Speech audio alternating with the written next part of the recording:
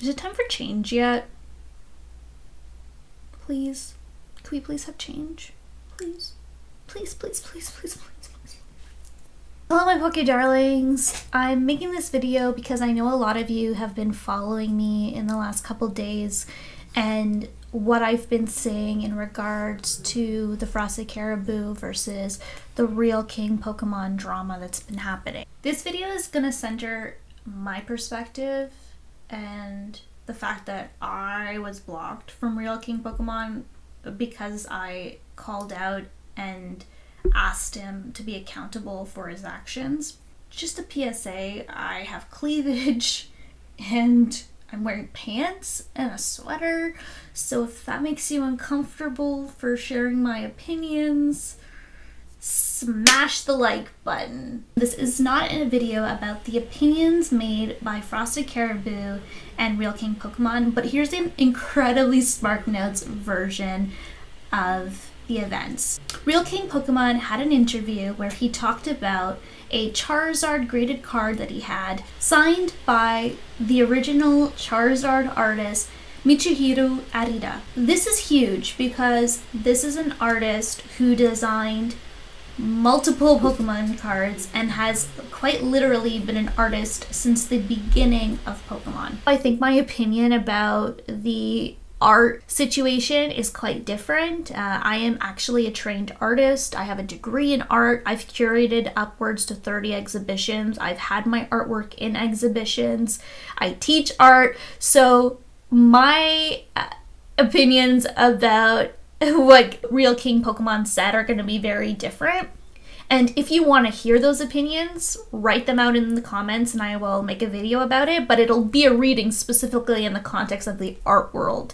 In his interview, Real King Pokemon stated that the card he had and the signature had no value. Frosted Caribou went online and gave a detailed, opinionative response as to why she believed that this was inappropriate and disingenuous to Pokemon as a franchise. Real King Pokemon posted a comment responding to Frosted Caribou's ideas, and his followers commented while targeting Frosted Caribou with sexist comments. Real King Pokemon then responded to some of his followers with, quote, "She must have a mental illness, we should leave her be," and others continued following suit. He then proceeded to like sexist and ableist comments made by his followers, then deleted and blocked comments from anyone who submitted an opinion that differed, especially comments calling out his misogynistic and ableist sentiments. If you want to see actual screen captures of conversations between Real King Pokemon and Frosted Caribou, I'm going to direct you to Opossum Bud. He's recently uploaded a video that outlines that conversation as well as Real King Pokemon being on live, and that's where I've referenced and found some of this information. So I am going to reference Opossum Bud here as being one of the primary sources. I was one of the followers who got blocked for making a comment. Here's the comment I made.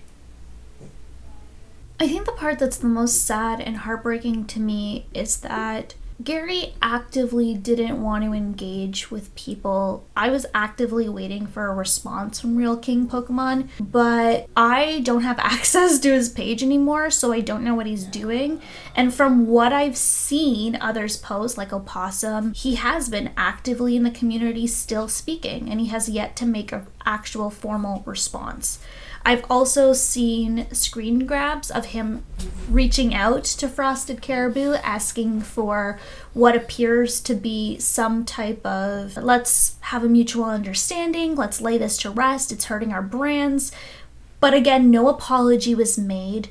He never retracted any of his statements he's made on mental illness, and he never acknowledged that he was actively liking misogynist and systemically sexist comments. So this is something I've talked a lot about on my channel, and it's actually getting to the point where I am really exhausted editing videos about misogyny. And you're probably like, well, you know, if you're tired of doing it, stop doing it. I'm not gonna stop making videos of misogyny because I'm tired of it.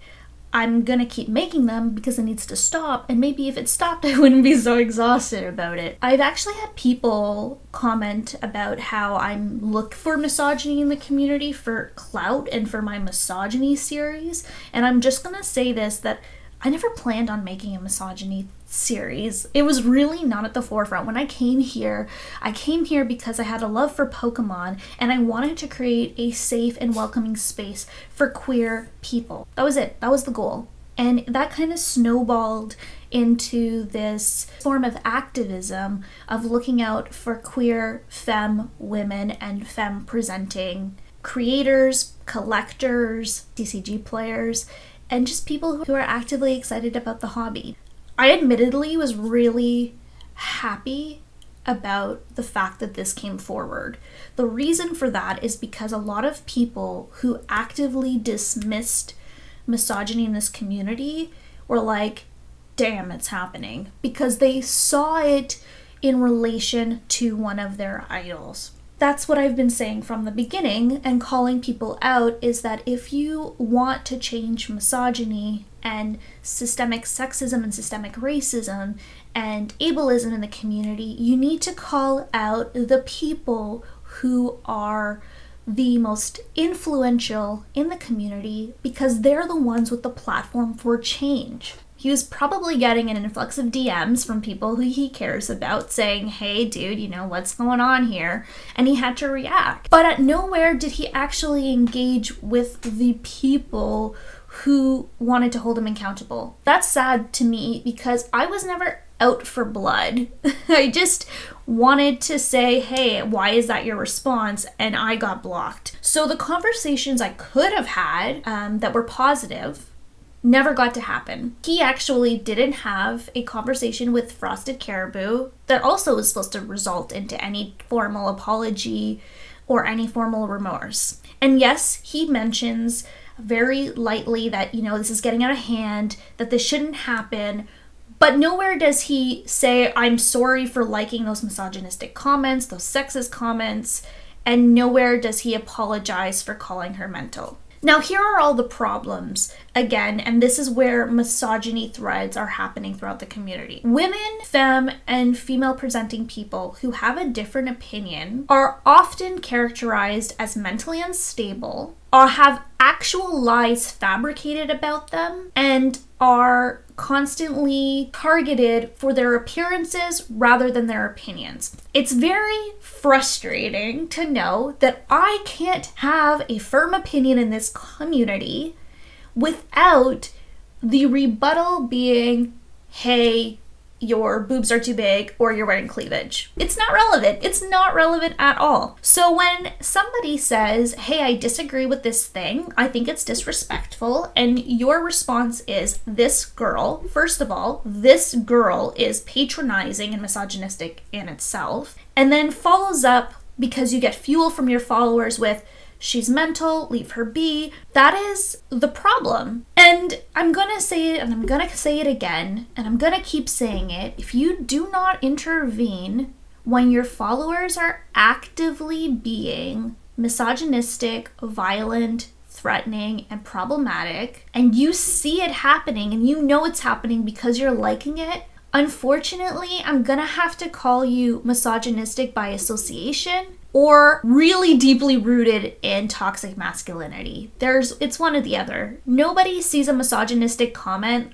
likes it, and thinks that that's ironic, or that it's funny, or that it's a joke. Cannot emphasize how much we need top tier influencers, PokeTubers, collectors to speak out on these issues. This is a different issue altogether than when we talk about scalpers, when we talk about market prices, when we talk about collectors versus players. Like, this is not the same thing. This is basic human rights. This is basic human integrity. This is the right to participate regardless of your gender, sexuality, race, body. This is what it is. That's it.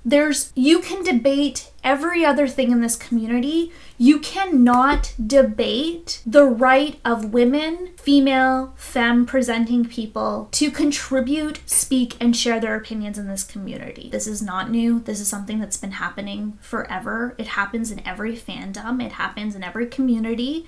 It's a systemic issue. It's not even rooted in Pokemon. It's actually rooted in politics. It's rooted in government. It's rooted in your workplace. So all of those influences trickle into this community. So while we can say, we're going to fight misogyny in this community, we also need to acknowledge that we need to fight it in larger systemic spaces, because this is happening outside of Pokemon. And who we are outside of Pokemon, because we have lives outside of Pokemon, influence who we are here. The basic of what we can do to be better people is to try to eradicate misogyny in the Pokemon community in hopes that expands into our lives elsewhere. It's not new. It's happening. It happens in every fandom, and it's time for a change. It's time for Me Too. We've seen the success of the Me Too movement, and it's time that it gets implemented in all of our spaces. We need to have these conversations about it in more than just the Pokemon community. If you've been inspired by this video and want to learn more about misogyny, whiteness, colonialism, and the ways in which sexism operates, I am currently reading White Feminism by Cal Beck. It's a very accessible and great read. I also encourage you to take a look at this article from Harvard called 6 Tips for Reducing and Preventing Misogyny and Sexual Harassment Among Teens and Young Adults.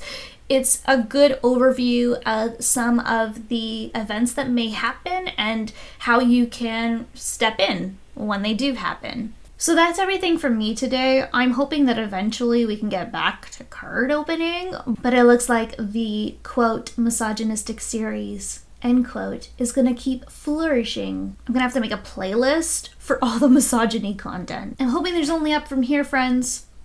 Have a lovely week.